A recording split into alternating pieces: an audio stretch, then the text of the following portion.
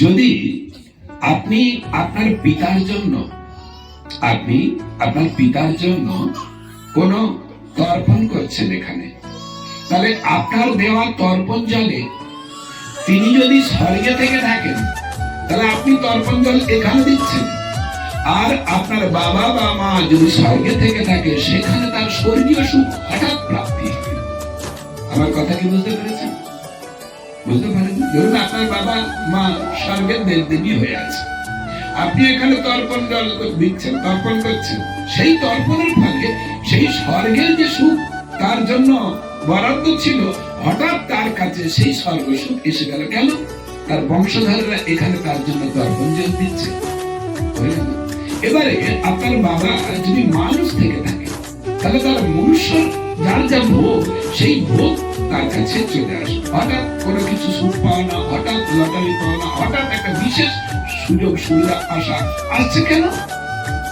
আগে যেখানে জন্ম হয়েছিল সেখানকার বংশধরেরা পিণ্ড বা তর্পণ করছে, এখানে তার সুখ হয়। কিন্তু এরা যে তর্পণ করে তাকে একটু ফেসিলিটি দিতে পারবে, কিন্তু ওই দেহ থেকে মুক্ত করে তারা অন্য জায়গায় নিয়ে যেতে পারবে না। ধরুন আপনার কোনো পরিচিত কেউ জেলে আছে, আপনি কোন জেলারকে বা কোন অফিসারকে টাকা খাইয়ে দিলেন, তারা কি করবে? আপনার যে কয়েদি আছে, আত্মীয় কয়েদি হয়ে কারাগারে আছে, তাকে একটু বেশি ফেসিলিটি দিতে পারবে। কি বললাম?